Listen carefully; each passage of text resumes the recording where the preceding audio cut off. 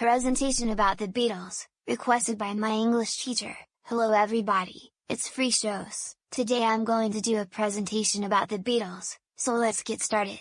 Alright, the Beatles, there are 4 members, John Lennon, Paul McCartney, George Harrison and Ringo Starr. They were an English rock band formed in Liverpool, England, and UK.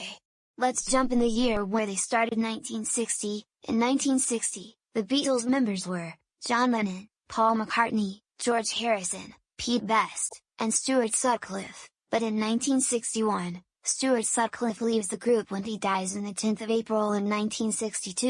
In 1962, Pete Best was replaced by Ringo Starr, and almost forgot, they had long hair and they wore black suits with black ties. In 1963, the Beatles created for first 2 albums, Please Please Me and With the Beatles. In 1964, the Beatles created the next 2 albums, A Hard Day's Night and Beatles for Sale. In 1965, the Beatles created for 5th album, Help, and almost forgotten most of them were popular in the 1960s, and the most popular song was Come Together.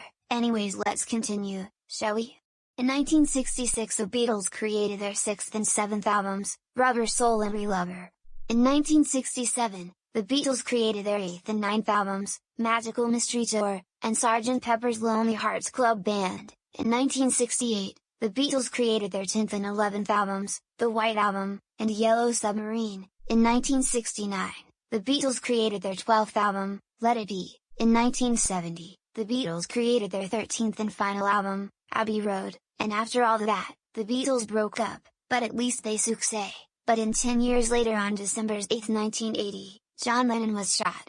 And in 29th of November 2001, George Harrison dies of lung cancer.